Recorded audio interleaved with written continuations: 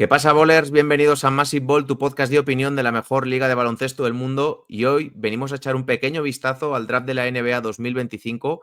Y para ello, Sergio, tenemos un invitado muy especial, ¿no?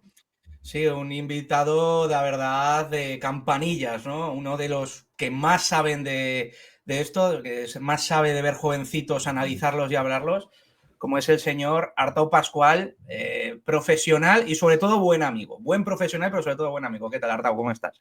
Hola Sergio, muchas gracias por la presentación. Bueno, sobre todo la gente no lo sabe, algunos se acordará por aquí, pero bueno, yo empecé en el mundo del baloncesto en gran parte gracias a Sergio, básicamente en un podcast que era Ronda de Tiro y de ahí hemos ido, no sé si para arriba o para abajo, no sé para dónde hemos ido, pero... Tú pero para bueno, arriba seguro, Tú tú para arriba claramente para seguro. arriba, ¿eh? Tú claramente para Tú arriba. para arriba seguro. pero bueno, todo bien y nada, un placer estar por aquí. Pues creo que no puedo definir más el podcast que vamos a hacer hoy, que es tratar de conocer un poco más a estos jugadores que van a conformar esta clase del draft 2025. Porque nosotros, más o menos, desde este podcast, a toda esta gente simplemente lo vemos pues a cuentagotas, porque al final nos dedicamos simplemente a ver NBA y todo lo que nos llega son pues audios de otros podcasts, de otros canales de YouTube, a veces que los podemos ver algún pequeño highlight, algún partido cuando coincide con el March Madness, pero Artau, tú hoy nos tienes que enseñar un poquito y que hablar para conocerlos un poquito más, para saber qué esperar. Sí, sin duda. A ver, un poco para que la gente esté familiarizada, en mi campo este año sobre todo han sido jugadores europeos por tema de trabajo, por tema de universidad, de baloncesto universitario y tal, y por proximidad con lo que he ido siguiendo. Entonces, básicamente es lo que más controlo, es una clase muy profunda. Evidentemente, al ir viendo muchísima NCAA, pues me ha tocado estar al tanto de muchos jugadores que bueno, pues van a salir por la parte alta y son americanos, pero básicamente lo que creo que puedo aportar más valor y ser de más ayuda y también es una buena cosa porque va a haber muchos este año en la parte alta, es en jugadores europeos que vayan a estar en el draft. Pues mira, nos vamos a centrar precisamente en eso y como queremos empezar ya con el episodio, yo creo que podemos meter la entradilla. Lo de siempre, chicos, si os gusta el contenido, dejar un like, compartirlo con vuestros amigos, dejar un comentario para saber vuestra opinión y si deseáis ir un pasito más allá, podéis haceros miembros de nuestro canal de Patreon, donde podéis formar parte del grupo de WhatsApp que tenemos de OGs y tenéis un montón de podcasts y artículos exclusivos. Así que gracias a todos por apoyar el canal. Para empezar, tenemos que decir que cuando las noches de NBA se hacen largas y los días pesados, siempre tendréis Massive Ball para pasar un buen rato. Comenzamos.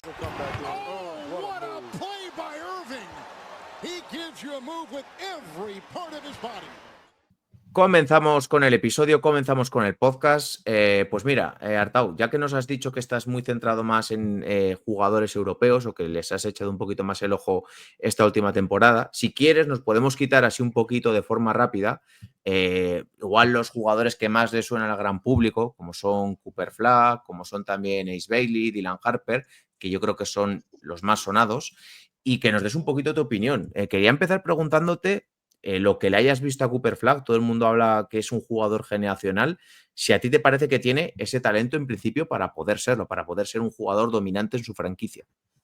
Sí, estoy absolutamente en esta línea. He visto a Cooper Flag dos veces distintas en mi vida en directo. Una fue en 2022 en el Mundial de Málaga, otra fue este 2025 en la Final Four, en el partido pues, que dio pierde en semifinales de la Final Four.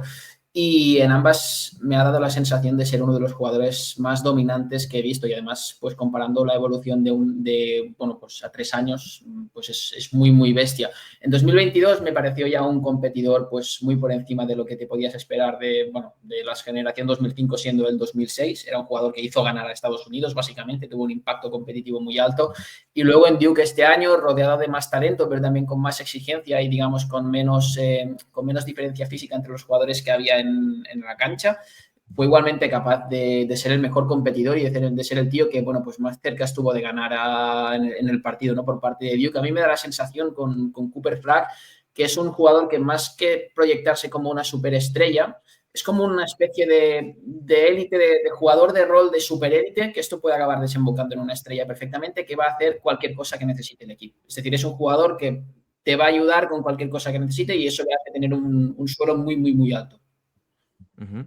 Sergio, porque nosotros al final yo creo que cuando hablamos de este jugador o lo que escuchamos sobre él, o no sé si esto ha pasado quizás con otros drafts, cuando hay un número uno tan claro, que a priori es tan claro, mucha gente ya empieza a decir, pues es que no es tan bueno, es que a ver qué le sucede, y esto lo hemos escuchado nosotros muchas veces por el grupo, ¿no, Sergio? Sí, la verdad siempre se siembra esa duda de cómo cebar al jugador, de que ya lo están cebando los americanos, etcétera, etcétera. Pero al final da resultado. O sea, o en Wembanyama también se dijo lo mismo, Sí. sobre todo porque cambió del Asvel al Metropolitans. Zion, si no fuera por las lesiones, también se decía lo mismo de Zion, y Zion, a pesar de las lesiones, se ha visto que tenía un potencial muy grande. Entonces, los elegidos al final, a ver, esto es como todo. Si tanta gente te dice que este tío va a ser generacional, o sea, que tanta gente falle me parece algo, no sé, una anomalía, ¿no? Y vale, por ejemplo, el ejemplo de Zion Williamson puede fallar, pero es más por un tema físico que por un tema de potencial. También con Ben Simmons también se decía que era generacional y también falló por otros temas que no era por su juego. Entonces, si tanta gente falla, no es porque tú que vayas de contrario seas el más listo, es porque han pasado otras situaciones, pero el jugador, el molde, el potencial está ahí. Uh-huh. Pues si queréis, pasamos a hablar un poquito del número 2 y del número 3, que a priori serán Dylan Harper y Ace Bailey. A ti, Sergio, ¿cuál es el que más te gusta o cuál crees que Artau nos debería hablar primero? A mí me gusta más Bailey, pero creo que es mejor Harper. Uh-huh. Y Artau se ha sonreído, así que creo que no queda en el clavo. Yo esto es que a mí Bailey es un jugador que me genera muchísimas dudas. Yo sabía que a ti te gustaba, Sergio, porque creo que lo habíamos comentado muy por encima hace pocos días. Los moldes Carmelo Anthony y Jabari Parker me parecen esos anotadores puros, me parecen increíbles. Pero también entiendo que Bailey haya bajado. También a mí lo de en el draft combine, que era un 2.08 y haya bajado un 2.01, a mí me asusta un poco también. Es un jugador que, bueno, pues tiene una cualidad que entra muy por los ojos, ¿no? Que es el tema de que mete tiros muy chungos, que esto, pues, en la NBA también te da un punto de partida bastante interesante. Pero, por otra parte, el resto de su juego deja deja muchos interrogantes, ¿no? Incluso el tema de los tiros complicados, pensando en NBA y en la dieta de tiro que un jugador puede asumir, también te deja algunas dudas.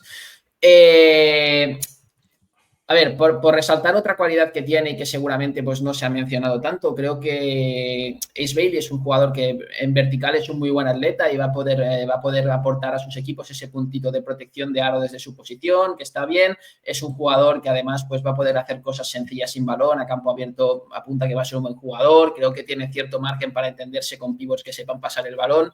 Luego ya yendo a las cosas que generan más dudas, pues bueno, es un jugador que digamos que no ha tenido mucha facilidad para crearse espacios para el lanzamiento, con lo cual, pues bueno, el manejo de balón no es demasiado avanzado. Tiene distracciones importantes y problemas también igual de capacidad en temas de defensa sobre balón. A veces juega con el centro de gravedad muy alto, es fácil pasarle. Y luego también, pues claro, el tema de la altura no es decir, seguramente si estuviéramos hablando de un 6'10 real que mete los tiros que mete Ace Bailey, pues estaríamos hablando de una historia completamente distinta. De Kevin Durant. 2 metros, claro. Nos preguntan por el chat si es buen defensor o puede sufrir mucho. ¿Cómo? Como defensor. Sí. Bueno, a mí como defensor es un tío que quiero ver cómo se va adaptando tácticamente a la liga. Ese puntito de verticalidad que mencionaba que tenía, a mí se me hace muy atractivo como jugador que puede corregir situaciones, pues viniendo desde el lado débil, un poco de aportar protección de aro desde su posición. Esto se me hace muy apetecible para NBA. Luego, que decía, me generan dudas sus caderas en defensa sobre balón y también me genera dudas si va a ser un jugador capaz de estar en el momento adecuado, en el lugar adecuado. Es decir, sus conceptos posicionales no sé cómo de buenos van a ser. Sí que tienen las condiciones para tener un impacto claro. A mí en algunas cosas se me hace algo parecido al Michael Porter Jr. que hemos acabado viendo. Y bueno, ya hemos visto que Michael Porter Jr. también es un chico que seguramente Adelman y Malone pues han tenido más de un quebradero de cabeza al meterlo en cancha en playoff los últimos 2 años. Para terminar con Bailey, te voy a hacer la pregunta con muchos hasta que me digas, este no. ¿Hubiera sido pick 1 el año de Risa Ser? No. ¿Qué? ¿No? Yo creo que no. Yo creo que no. Yo creo que el esta sí que no la ve venir, Esto es exclusiva, Yo creo que el pick 1 en el año de Risa Ser habría sido igualmente Risa Ser, si estáis bien en el draft. Ostras, esta no la vi venir, porque duras declaraciones. Es que me parece... Sí. Dale, me parece que Su techo puede ser alto, seguramente más en las medidas que teníamos antes que en las que tenemos ahora. Su techo podía ser alto.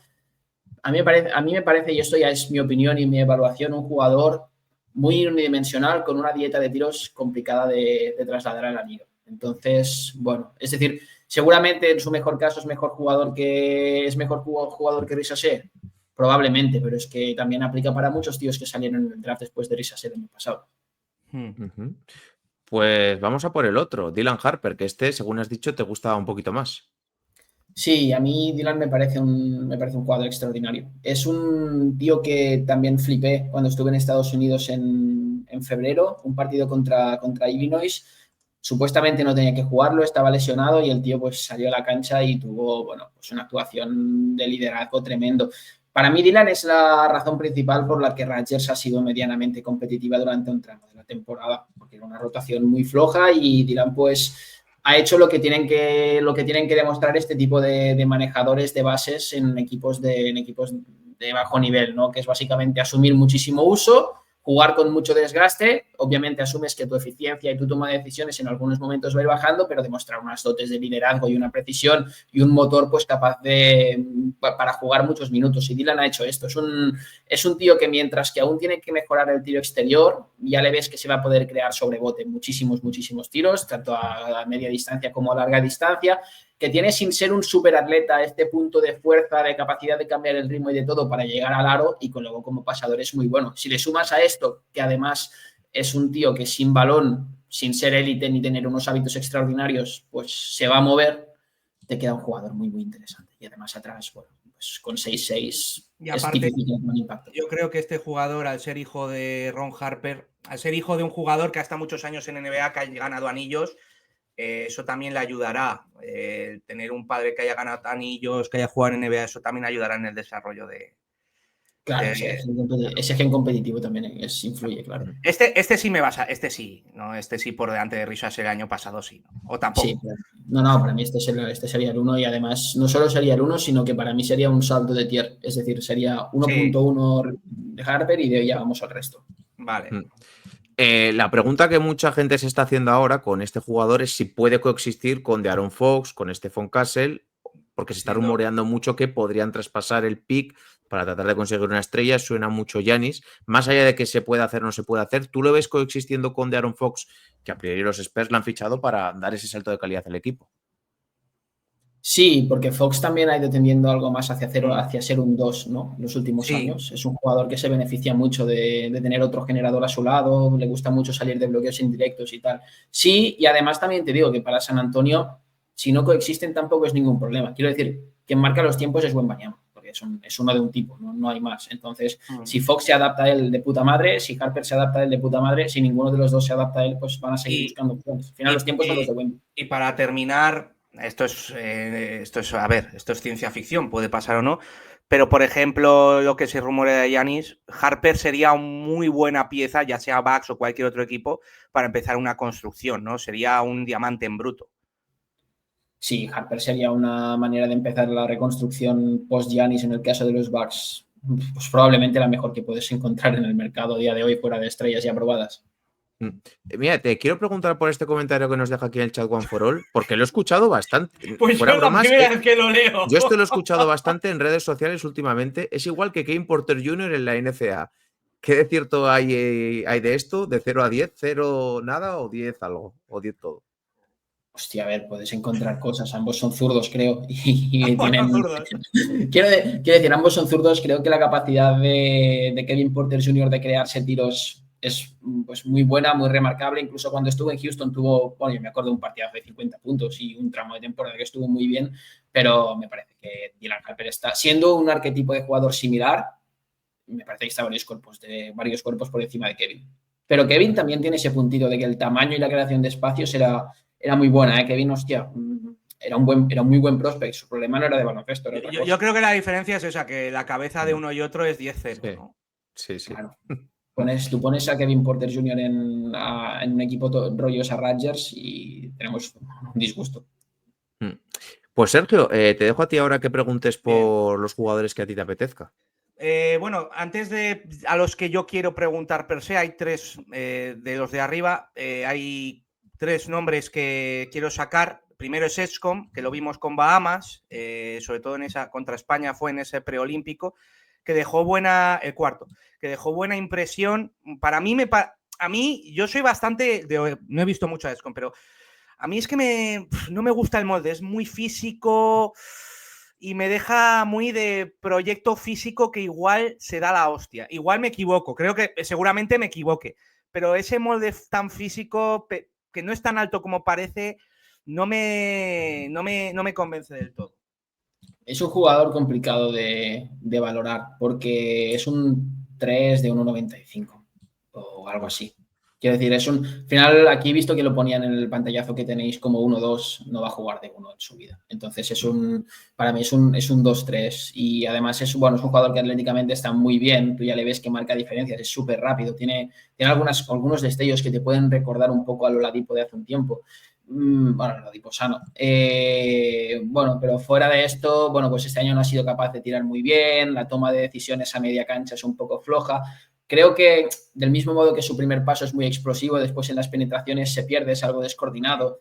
Bueno, hay muchas cosas que ir resolviendo y sobre todo también el tema del tamaño. La cosa con Edgecombe que también me descoloca es que a raíz de lo de Bailey y del Draft Combine ahora les ponen a tercero a Edgecombe en muchos, cuarto a Bailey. ¿Tú cómo verías antes en talento? ¿A Bailey o Edgecombe? Parece que está entre esos dos. ¿O tienes algún tapado? Porque yo tengo a que es mi favorito de este draft de no dos primeros nombres, que podría meterlo ahí perfectamente. A ver, mi opinión, sí, yo también voy con un tercero. Mi tercero en el board personal es Tre Johnson. Quiero decir, pues yo te iba a decir Jeremiah Fears, ¿eh? Yo antes que con Edgecombe y con Bailey veo mucho más claro como esa especie de wing de buen tamaño, con capacidad para meter y tal, veo a Tre Johnson. Bueno, pues háblanos de Tre Johnson. Pero si tuviera que ordenar a Bailey y a Edgecombe, pasa palabra, no te sé decir. Vale.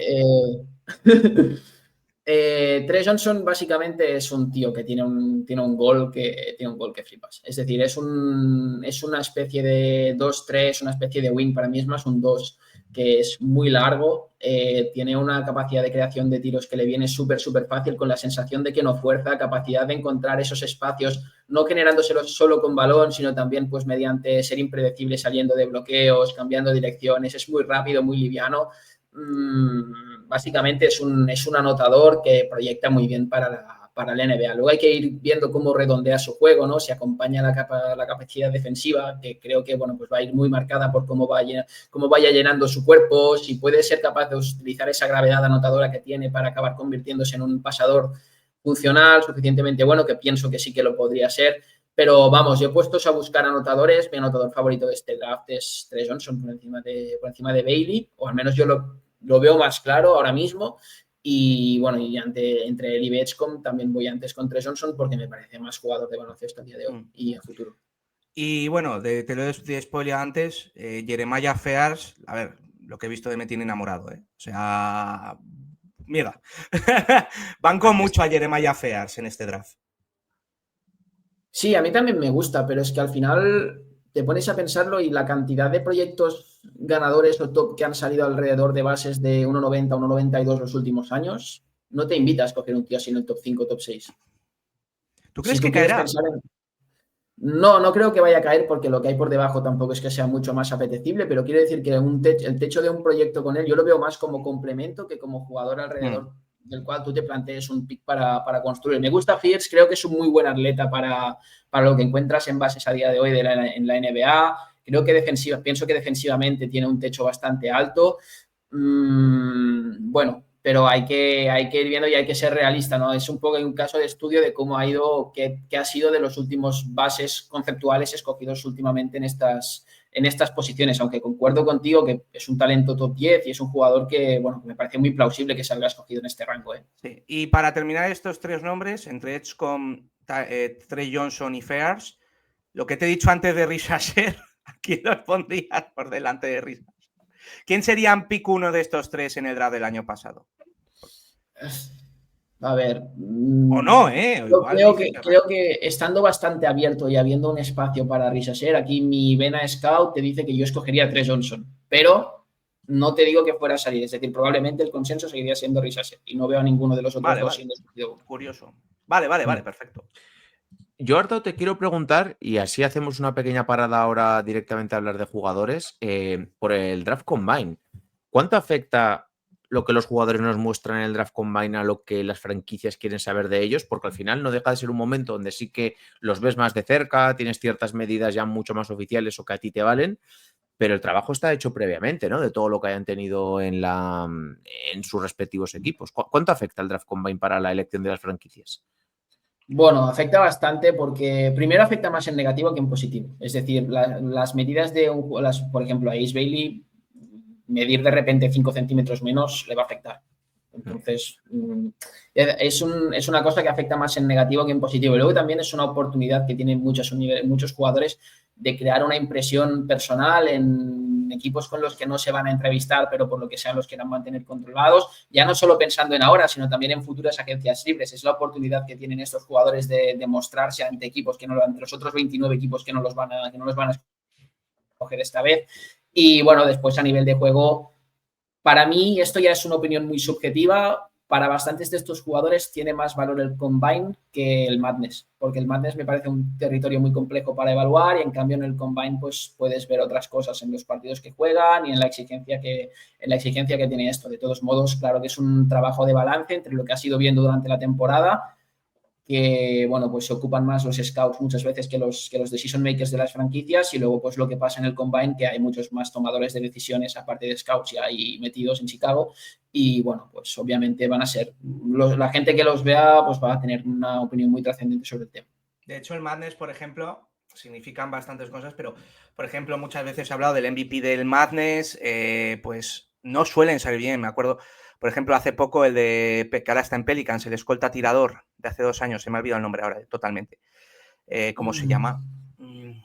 No tengo ahora el nombre, pero Agbaji fue un año MVP del Madness. No, sí, Agbaji, por ejemplo, Davion Mitchell también fue el MVP del Madness, la mítica del pick 15 de Miami que se iba a quedar LeBron por él y al final se fue a Cleveland, que no me acuerdo el nombre, también base.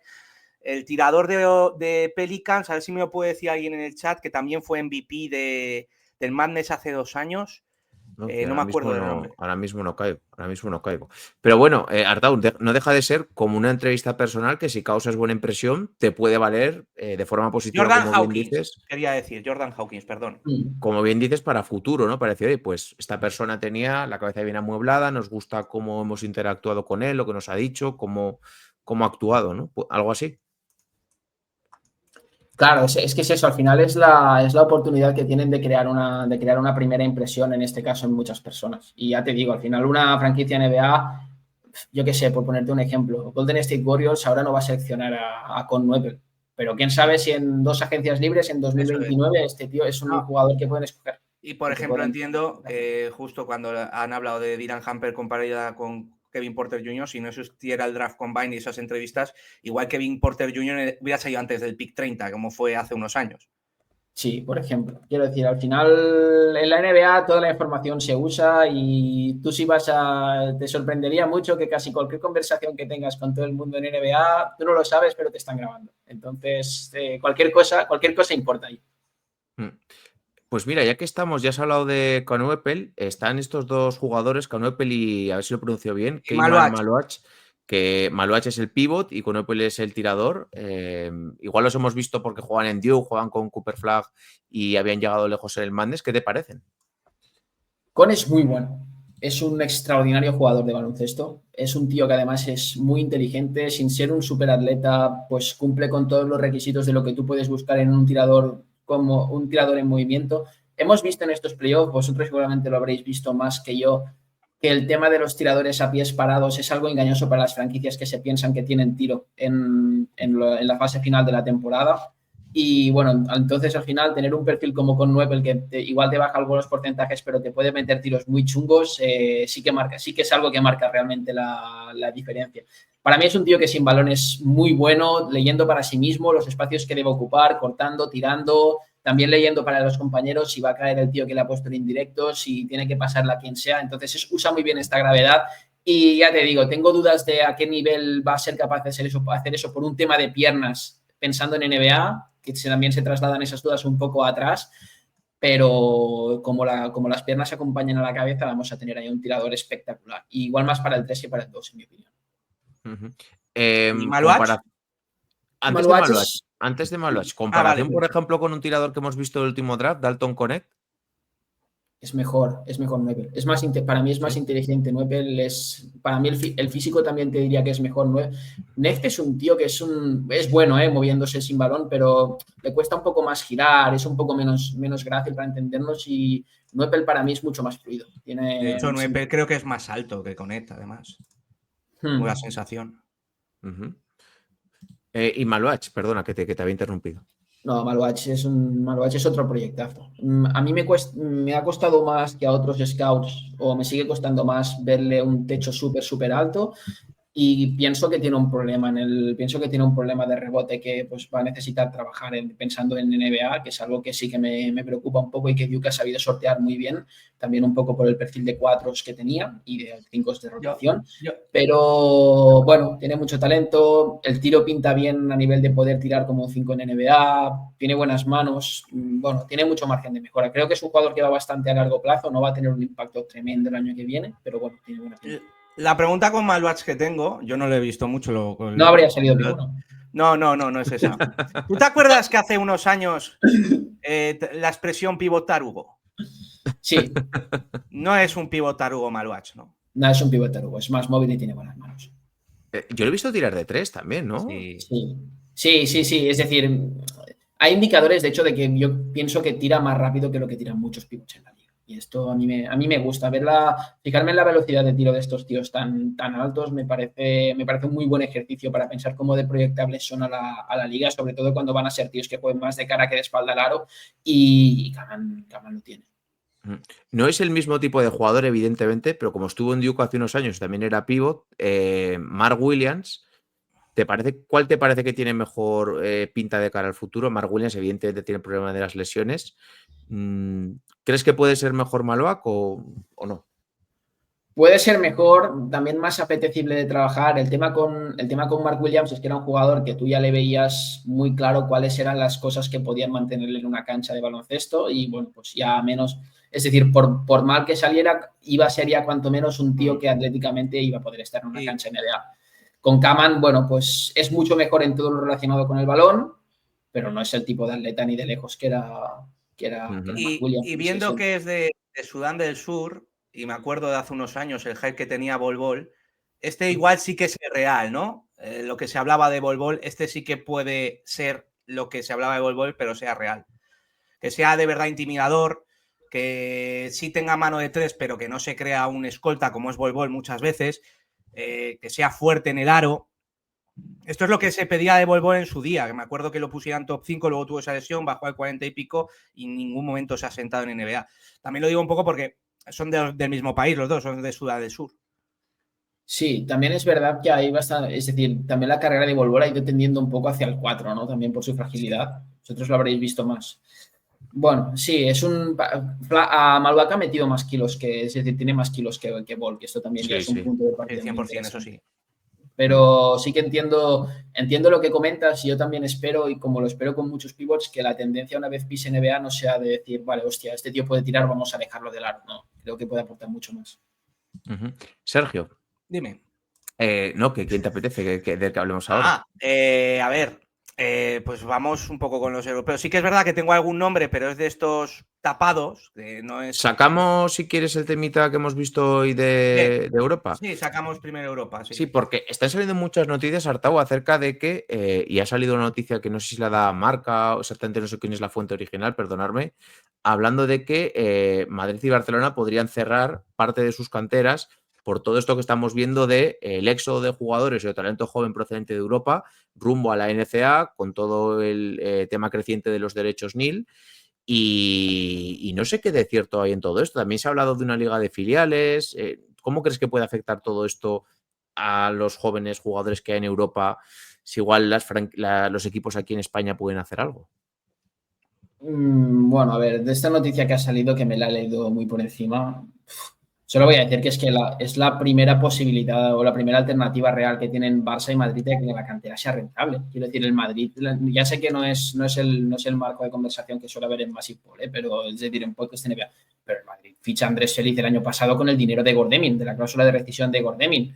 Y estos jugadores, vamos a ser sinceros, de estos jugadores que están ahora, ¿cuántos que se van a NCAA? ¿Cuántos van a pisar el primer equipo en 4 años? Es decir, en lo que da para acabar el ciclo en NCAA. Muy pocos. Es decir, la oportunidad que van a tener ahora de sacar dinero Barça y Madrid de estos jugadores es muy alta. Podría entender que programas más pequeños no vean sentido a mantener la cantera porque, bueno, si tienen uno bueno se va a ir y el resto es muy complicado que lleguen y además tampoco se van a quedar los buenos si les pones una cláusula muy alta. Pero si es Barça o Madrid, yo no dudo que la reunión ha existido, ¿eh?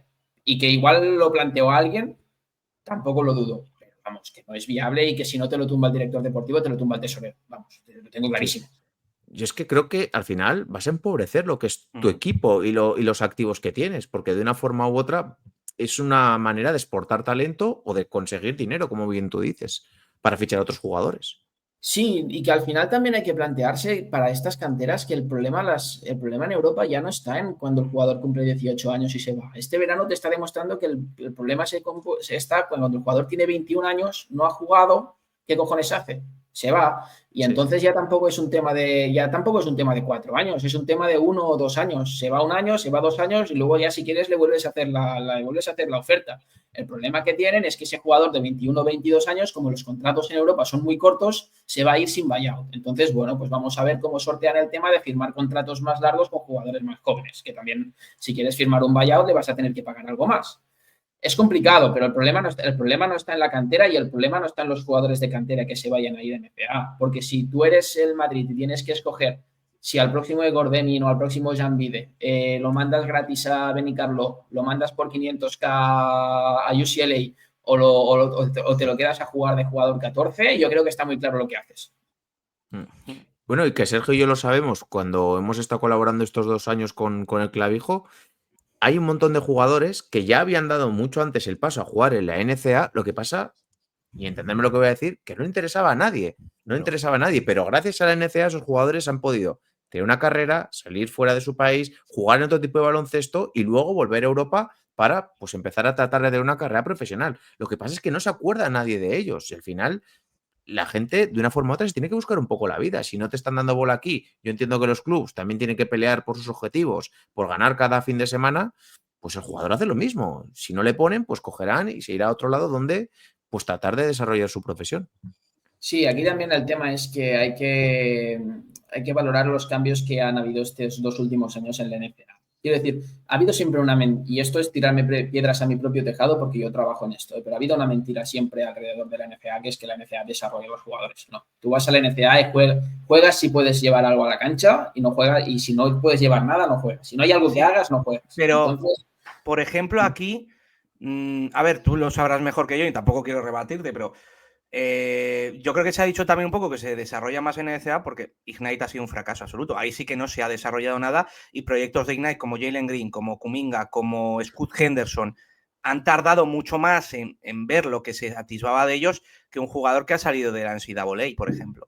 Sí, no, pero me voy más a los jugadores que no van a ser prospects NBA. Vale, ok. Se van aquí porque ven que de los 18 a los 20 años la alternativa es irse a un LePlata o un LePort, ¿no? Es decir, tú en la NCAA de por sí no mejoras. Tú mejoras si tu techo es la hostia. Si no, hasta que no aportes algo, no estés muy hecho físicamente, no vas a jugar. Y luego también está un tema de que obviamente pues ahora es una cuestión de competitividad económica. Es decir, con todo el cariño del mundo y hablando en plata. Ahora mismo, si tú eres un jugador que no tienes un recorrido súper alto en Europa ni atisbas que vas a tener muchos minutos, si no te vas a la NCAA, eres muy corto de miras, porque es que te cambia la vida. Cobrar 400.000 simplemente porque eres más grande, te cambia la vida. Esa oportunidad que tienes de comprarte una casa o de empezar a ahorrar o de pagar la entrada de lo que sea. Entonces, ahora mismo esto de la NCAA es una oportunidad y de nuevo, no es una cosa 4 años, es una cosa que se puede revisar anualmente. Pasa que, bueno, pues hay que tener unas perspectivas de que quizás conviene ser mucho más sincero en por qué un jugador se va ahí, porque no se va ni a desarrollarse ni a pensar en sacarse el grado en química que también se podría sacar aquí. Entonces, No, bueno, yo creo que el dinero es la causa fundamental, pero como en todo en la vida. O sea, sí, pero quiero decir que está bien que lo admitamos, porque al final el baloncesto europeo lo que no puede hacer es decir, es que no sabemos la causa de por qué los jugadores se van. No, es que sí la sabemos. Es hombre, claro que lo saben, claro que lo Esa es saben. cosa más mala. Y si tú quieres competir para que los buenos, que no los chicos que estaba exponiendo ahora, que no van a tener un gran techo, pero son mayores y se pueden ir ahí y tener un impacto que en Europa no van a tener nunca. Pero si tú quieres que Egor, que Kasparas, que no sé quién se quede, pues vas a tener que apostar de verdad, porque tú no podrás llegar al millón que le pagará Illinois o al millón que le pagará BYU. Pero igual sí que puedes meterse en el base suplente de Satoransky. Es que el ejemplo más claro es Mara. Mara se va a Zaragoza también por razones similares, que sí, le ponen, pero me ponen muy poquito en Zaragoza. Y vale que UCLA no ha tenido tanta oportunidad como se esperaba él, pero ya con el dinero de UCLA te da que lo que te daban en Zaragoza, por ejemplo. Sí, bueno, Adai también es el caso de un jugador que igual aquí deberíamos haber ponderado, porque, bueno, te relanzo la pregunta. Adai lleva 2 años en Estados Unidos y nadie lo ha drafteado. Creo que podemos decir, nadie va a draftear a Adai ya, es decir, nadie va a draftear a este jugador en un tercer año. Seguramente si Adai se hubiera quedado rechazando los 600.000 euros que había hecho que le ofrecía UCLA, habría salido primera ronda en el draft del año pasado. Entonces aquí también hay que ponderar el potencial tanto deportivo como económico del jugador. Adai seguramente se ha capado bastante. Vamos a poner un techo realista que podría haber hecho a lo largo de su carrera por cogerse 600.000 euros en un año en un sitio que no le iba a mejorar. Y estamos hablando de que es un tío que igual en el mejor caso podría haber hecho ¿qué? 70, 75, 100 millones en su carrera. Podría ser. Pues ya no. Pues mira, ahora que has hablado de Gordemin, Hugo González, Jakusionis, si quieres hablamos de Gordemin el primero y tocamos un poquito. A mí, Demin, por ejemplo, es un perfil que me gusta mucho. De jugadores europeos, que además nos has dicho que es lo que más te has fijado este año. Vamos. Empezamos por Demin. Bueno, Egor es un jugador que a mí me ha sorprendido mucho el impacto que ha tenido en BYU este año. Yo cuando salió del Madrid me parecía un proyectazo, me parecía un jugador que iba a estar en conversaciones NBA, pero no creía que fuera capaz de ir a jugar a la Big 12 y jugar con la soltura y con el tono físico que lo ha hecho. Se ha adaptado muy bien a una de las conferencias o la conferencia más exigente físicamente de la NBA en un rol de manejador principal de un equipo competitivo. Lo ha hecho muy bien. Y bueno, lo mismo para NBA, no va a ser un generador principal, pero sí que, bueno, pues ha demostrado que puede tener el balón en las manos, puede tomar muy buenas decisiones. Le falta algo de profundidad con balón también, le falta algo de pisar pintura, pero bueno, tiene más creatividad de la que me pensaba en situaciones de bloqueo directo. Y bueno, a mí se me proyecta como un tío que en defensa va a tener un impacto por su tamaño y su anticipación muy, muy bueno sin balón, muy, muy bueno, de verdad. Y después, por otra parte, como un tío que a la que sea capaz de estabilizar y de coger un poco de consistencia en el tiro, pues va a ser ese perfil de generador secundario / conector con capacidad para meter tiros tanto a pies parados como simple sobrebote, que mejora cualquier rotación en NBA. Vamos a poner que para mí, por ejemplo, por poner 2 nombres, y aquí sí los tengo más o menos meditados, veo un espectro para Egor Demin desde Deni Avdija hasta Franz Wagner. Lo del triple no preocupa. Me preocupa hasta cierto punto, porque es un tío que le he visto jugar toda mi vida y su tiro es precioso, pero nunca ha metido. Entonces, bueno, yo creo que algún día va a empezar a meter. Ganar no, pero molar sí. Sí, no, y no me preocupa porque, es decir, tú ves su tiro y no hay indicativos de que te haga pensar es que hay que hacer un cambio que flipas en su mecánica, no es así.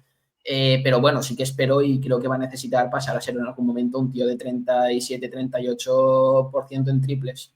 El resto del juego va a estar y no va a ser un tío que tú digas es que si no mete no puede jugar. No, hay otras razones para tener en cancha a Demin, no es unidimensional, pero sí que hay que plantearse el tema de que, bueno, pues va a necesitar ser consistente, sobre todo porque no es un tío que vaya a poder pisar pintura cada vez que quiera.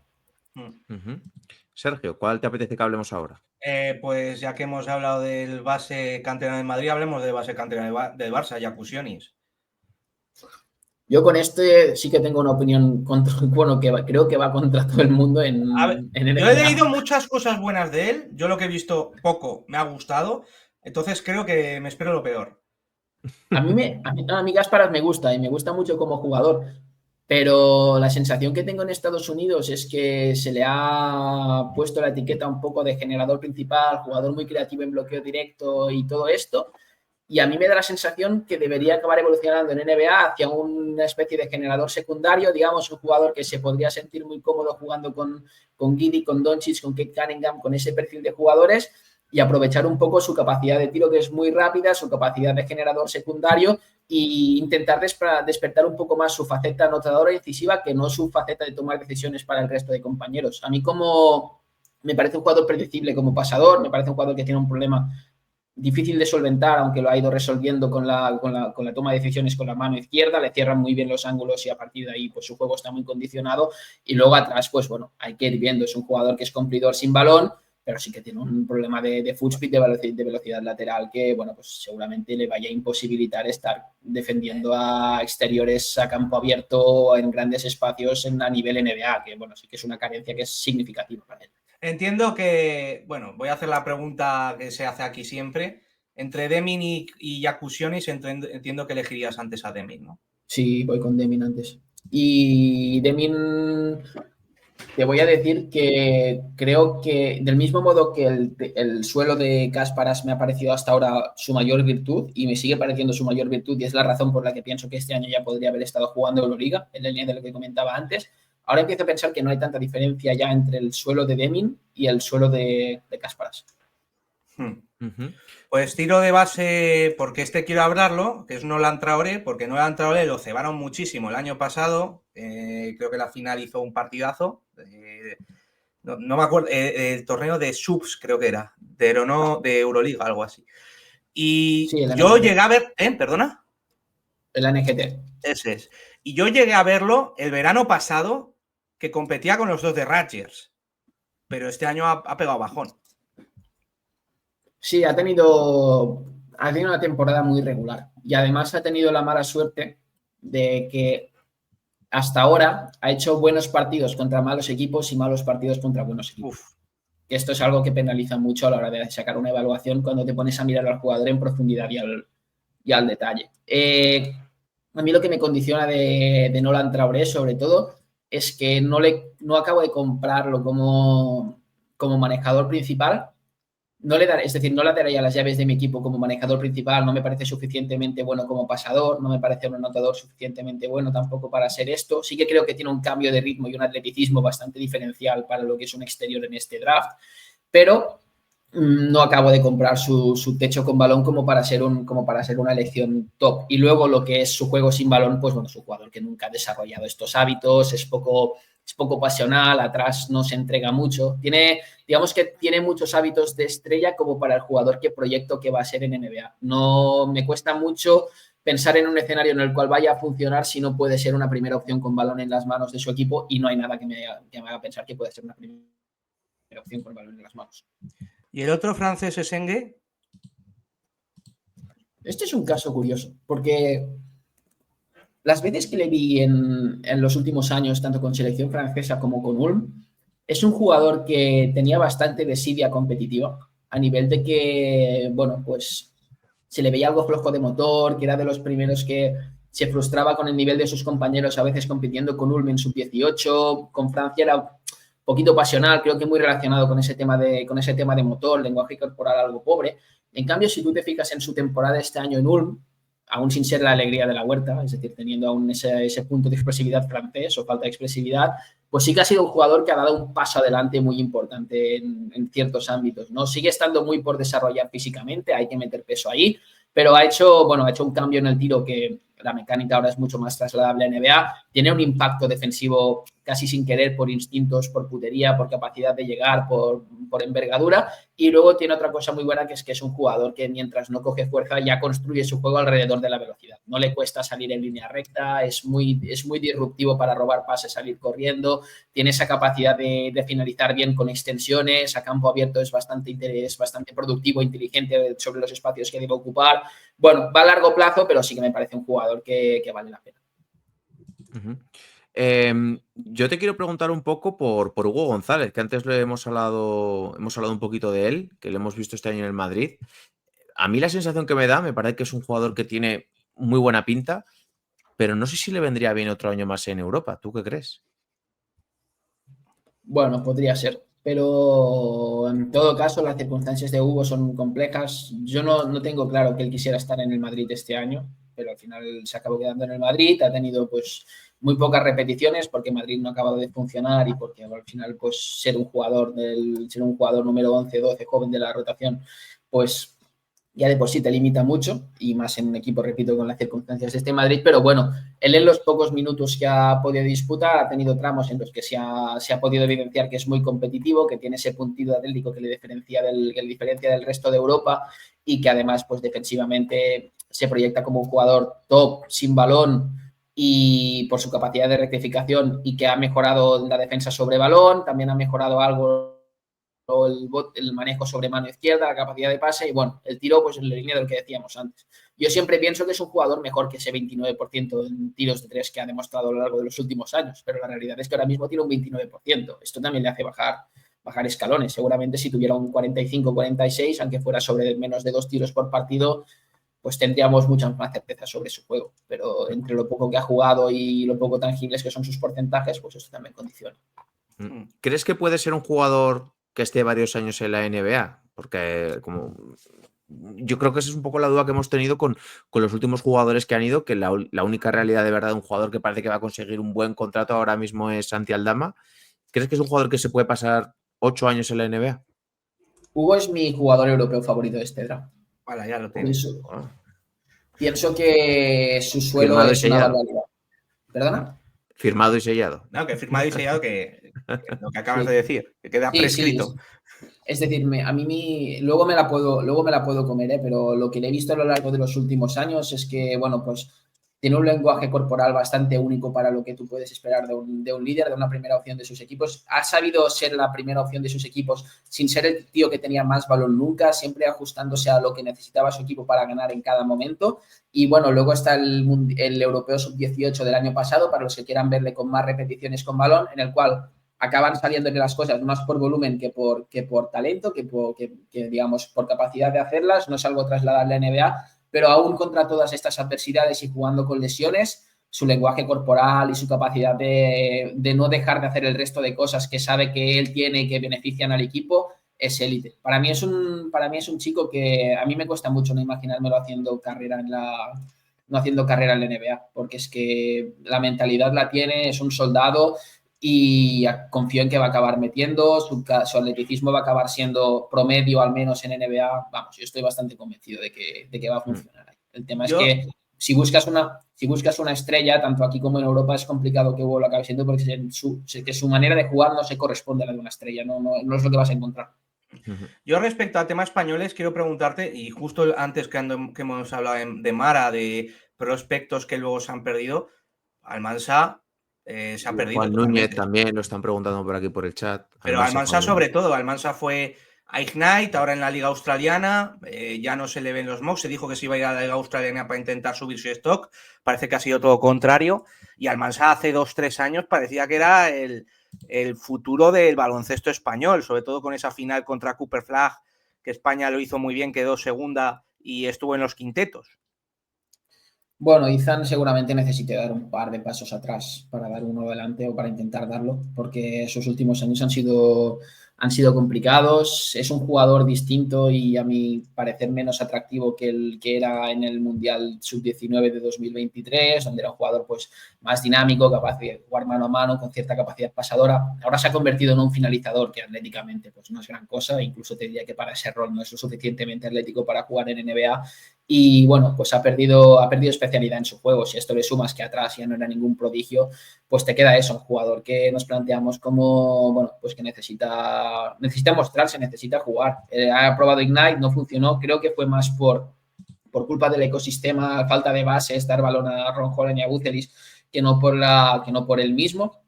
En NBL sí que me parece que, bueno, pues era un escenario mucho más complicado y competitivo para él y tampoco acaba de funcionar.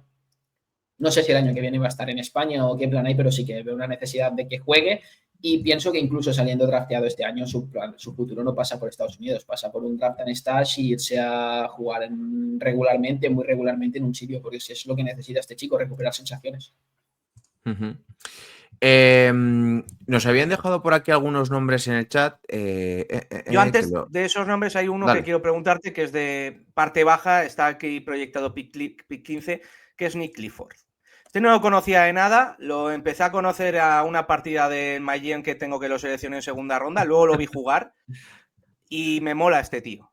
Me parece, es un jugador que lleva creo 4 años, ¿no? Es su cuarto año.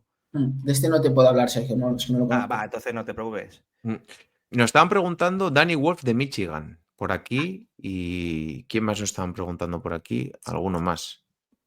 Danny Wolf, había otro, sí. Pero esta es una ronda muy baja por lo que está viendo. Sí, O sea, es un pick 37. Pone sí, en el... Dani está en 37, ¿no? Sí, lo pone ahí, Danny Wolf. Sí. Estáis muy al día, ¿eh? Estáis muy al día, ¿eh? Aquí, en el chat, madre mía. Sí. Preguntad también por Walter Clayton Jr., también. Y no me acuerdo quién más estaban preguntando por aquí, por el Han chat. preguntado de Baba Miller, pero Baba Miller ya se va a quedar otro año más. Bueno, por partes.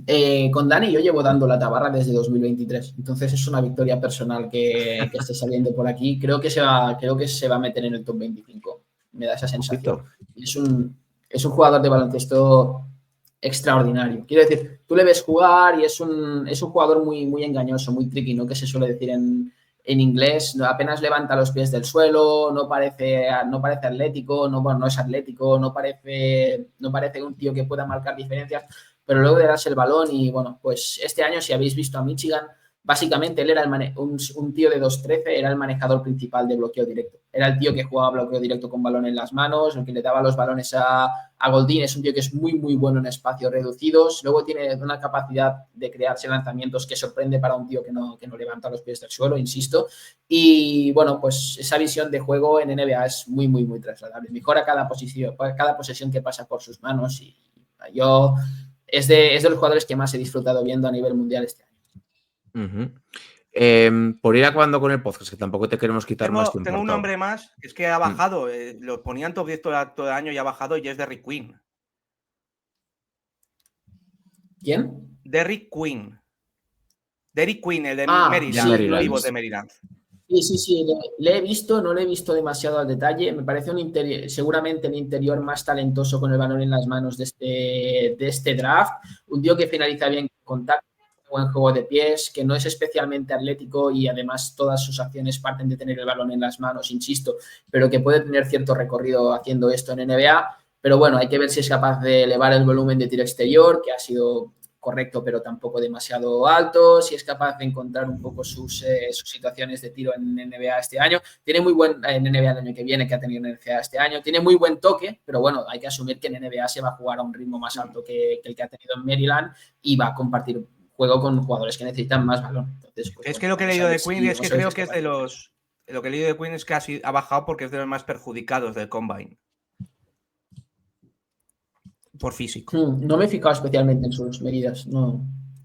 Tengo que mirar más al detalle a Derrick. Pues yo tengo un par de preguntas así más generales. Hemos escuchado que este año este es uno de los mejores drafts en mucho tiempo. Es verdad, el año pasado escuchamos que la temporada pasada era uno de los peores y al final, bueno, yo creo que han salido bastantes jugadores que igual no pintan a superestrellas o estrellas, pero que pueden formar parte de una rotación en la NBA de una forma bastante buena. ¿Son ciertos los rumores que dicen sobre que este draft es tan potente?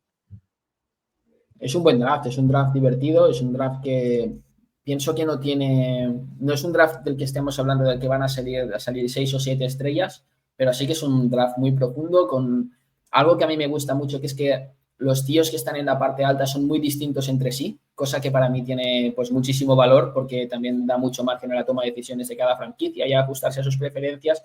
Y sí, es un draft entretenido y a mí, por ejemplo, el rango del pick 12 al pick 20 o algo así me parece un rango bastante de puta madre para escoger este año. Este es un buen indicativo de que hay una clase media muy profunda y muy apta. Y luego la otra pregunta que tenía es si las franquicias han cambiado algo su forma de seleccionar, pues en base a que hayan hecho algo en los últimos años que no les haya encajado. Se buscan más jugadores de impacto inmediato igual por debajo de la lotería. ¿Crees que ha cambiado algo en los últimos años en su forma de seleccionar? ¿Se sigue primando lo de talento? ¿O hay algunas franquicias que priman más el encaje, el impacto inmediato? Bueno, la irrupción de estos jugadores más veteranos y el hecho de que la NBA en general sea más veterana, no quieras que no, ha cambiado un poco la forma de escoger, y sí que hay franquicias que acaban buscando más el impacto inmediato de los jugadores. Sí, ha cambiado un poco. Tampoco te diría que haya cambiado para todo el mundo, porque siguen habiendo franquicias que, pues dependiendo de su situación, pues o tienen la necesidad de buscar potencial o se pueden permitir buscar un jugador que no vaya a jugar ahí en un tiempo. Pero bueno, sí que hay pues que han convertido la oportunidad de escoger en el pick 18 a 30, digamos. Antes escogías ahí un tío que te podía servir para desarrollarlo, igual ahora estás tan capado salarialmente que te sirve para coger, por ejemplo, al Walter Clayton Jr. de turno de este draft, un tío que es un jugador honesto, ¿no? Que tú sabes lo que hay. Me han preguntado en el chat además, ¿eh? Sí, Walter Clayton, sí, le han preguntado por aquí, Sencharrán lo había dicho. Bueno, es el ejemplo de jugador. Es un guard muy cumplidor, tiene esa capacidad de poder jugar con y sin balón pensando ya en NBA, defensivamente va a cumplir, ya sabe lo que es ganar con Florida. Bueno, la definición es ese tipo de jugador que estábamos describiendo. Habrá algún equipo entre el 18 y el 30, yo creo que más cercano al 20 que al 30, que va a escoger a Walter Clayton por un simple hecho de que, bueno, pues igual es decir, es el tipo de jugador que buscarías en agencia libre que puedes encontrar pensando en más años en un draft. Y la última, para acabar, un nombre que no esté saliendo el típico segunda ronda tal, que no se fije la gente, pero le tengas una fe inquebrantable de que este va a sorprender.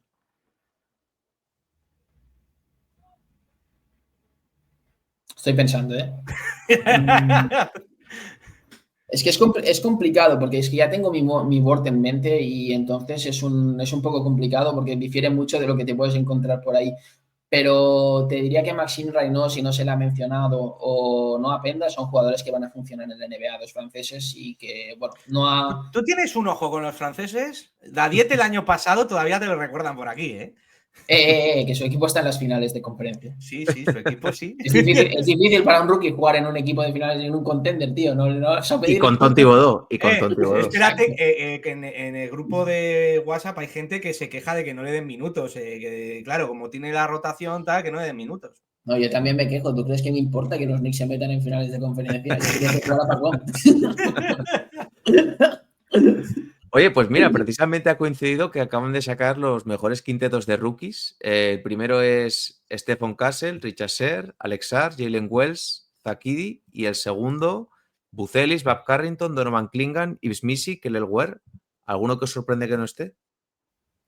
Yo creo que más o menos, ¿no? Sí, más o menos, sí. Se estaban quejando por aquí de Ron Holland. De estos 10 nombres, alguno que lo vías el año pasado y decías, no, o sí, o muy bien. No, me alegro que se haya metido Zakirei, porque era uno de los jugadores con los que tenía más reservas, y me alegro de ver que jugadores que yo pienso que no pueden funcionar en la liga, pues se esfuerzan en demostrarme que no tengo ni puta idea de esto. Y me gusta que se haya metido en ese primer quinteto y que haya podido jugar 30 minutos por partido en Memphis. Yo no pensaba que fuera capaz de hacerlo, y lo ha hecho, y va a buen rendimiento. Y después, bueno, yo he ido viendo muy poco y muy por encima de la temporada de los Blazers. Me sorprende Clingan. Seguramente habría puesto a Holland en lugar de a Clingan, pero es que igual me he perdido los tramos buenos de Clingan, entonces tampoco te sé decir. Yo a Clingan creo que tampoco lo hubiera puesto, pero no hubiera puesto a Holland, ¿eh? O sea, hubiera puesto a Quentin Post de los Warriors mismamente. Es un muy buen año, sí, sí. Sí, Post ha estado bien. Además, ha sido un poco como jugador que cambiaba partidos. Sí, es bueno. La de Misi es una apuesta mía, lo están diciendo en el chat, la de Misi es una apuesta mía, y voy a decir, tenía razón. Sí, hombre, pero tú, porque se lo colaste de una fantasy a otro por otro jugador. Sí, se lo colé de una fantasy, pero ahí me fijé más en... No, pero ya antes de eso dije, es rollo Capela. Antes de eso dije que es rollo Capela. Hiciste el meme como este de Aquí no hay quien viva, de, mira, este coche es para ti, ¿sabes? Correcto, lo mismo. Yo al principio, cuando lo vi antes de eso, a mí me parecía el típico rollo pivot africano que te puede dar rebote, tapones, intimidación. Es que pivot tarugo, es un tarugo. Es un tarugo bueno. Pues oye, Artau, que de verdad que te agradecemos mucho que hayas sacado un ratito para pasarte por aquí por el canal, y que nada, que te vaya todo muy bien, y que valoramos mucho todo lo que nos has contado para aprender un poquito más de estos jugadores y del draft. Nada, Óscar, Sergio, muchísimas gracias por tenerme por aquí y nada, si necesitáis cualquier cosa dentro de ahora de junio, va a ser un placer pasarme y nada, hoy he venido un poco con el tiempo justo. Sergio sabe que me gusta explayarme, pero con 50 minutos a veces es complicado. Cuando has dicho 50 minutos, digo, buah, se nos va a quedar la mitad fuera porque... Bueno, oye, una primera entrada a este draft y luego en junio, si tienes un ratito, pues te llamamos y pasamos por aquí. Dejadme despedir un segundo a la gente que está por aquí en directo y así cerramos el podcast. Nada, gracias a todos los que habéis estado aquí, a los que lo estéis escuchando el podcast, porque lo estaremos publicando el miércoles. Por la tarde hay podcast de los GMs, así que os esperamos a las 6 de la tarde. Así que nada, saludos y nos vemos en el siguiente programa. Muchas gracias a todos. Chao, chao.